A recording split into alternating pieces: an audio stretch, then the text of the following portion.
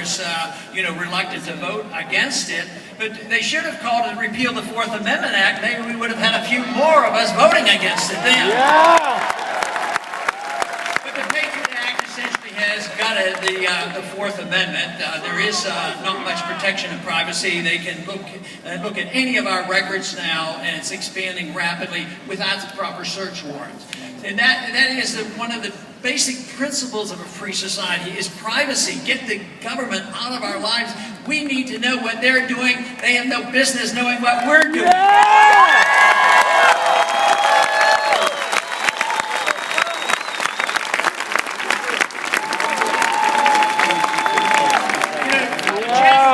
January 1st this year, we had a few new laws passed on us. Probably these are across the whole country. And who knows, you may have a few here in California passed on you on January 1st too, because across the nation, there were 40,000 new laws passed. I'd like to be the first president to repeal 40,000 laws.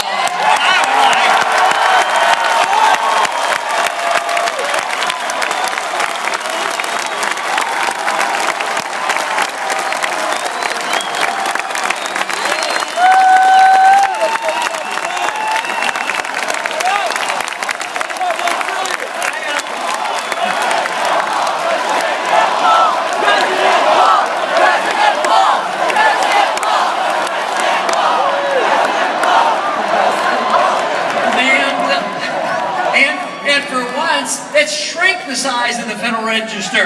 You got to make it smaller. That's what we need. Nobody can understand it anyway. But also on January 1st, the President signed a new piece of legislation, the National Defense Authorization. I'm always pleased because so many of the crowds, matter of fact, all the crowds I speak to know about the National Defense Authorization Act, but also know you didn't learn about it on evening news. You had to get out some other place to find out how bad it is. But here it is. The Congress delivers to the President this authority to use the military to arrest American citizens and not charge them with anything, deny them authority, and put them in prison.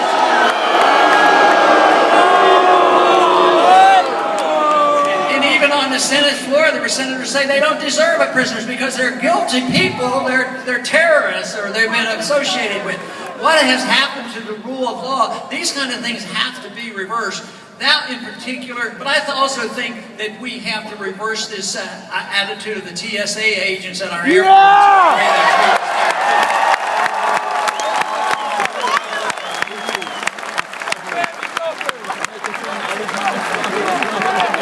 Yeah! The Defense Production Act was written in 1950 and it's been revised several times over the years. It essentially gives the President to declare in an emergency in times of war to nationalize everything. It's a terrible, terrible piece of legislation. It's been invoked partially but never completely. But this, sometimes Congress renews it, other times it's passed. This time, not correctly obviously, but the President renewed it with an executive order. But he changed. There have been some times when this bill has been, this law has been, brought up and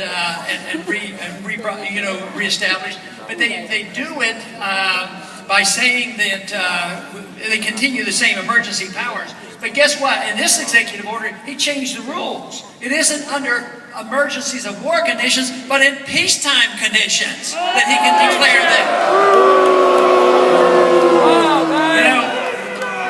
I saw a report this week that obviously has to be wrong and it can't be correct.